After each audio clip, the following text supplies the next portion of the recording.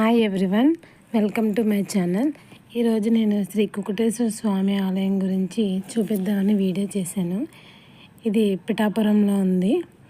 ఇది Pithapuram railway station నుంచి 1.7 kilometres డిస్టెన్స్లో ఉంటుంది.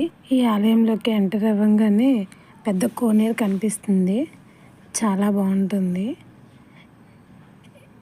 ఈ ఆలయంలోనే పురుహూతిక అమ్మవారి శక్తిపీఠం ఉంటుంది.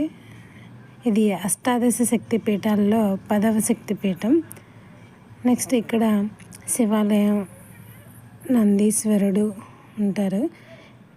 ఇంకా శ్రీపాద శ్రీవల్లభ దత్తాత్రేయ స్వామి టెంపుల్ కూడా ఉంటుంది.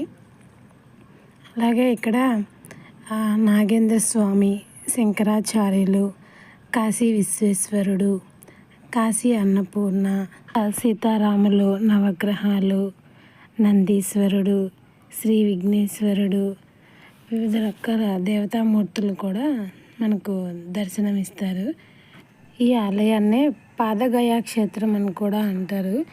ఇక్కడ నిత్యాన్నదానం జరుగుతుంది. మధ్యాహ్నం 12 గంటల నుంచి 2 గంటల వరకు జరుగుతుంది.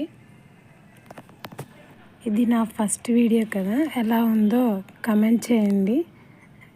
వీడియో నచ్చినట్టయితే లైక్ చేయండి. ఇది ఇప్పుడు చూస్తున్నది మన శ్రీపాద శ్రీవల్లభ దత్తాత్రేయ స్వామిది.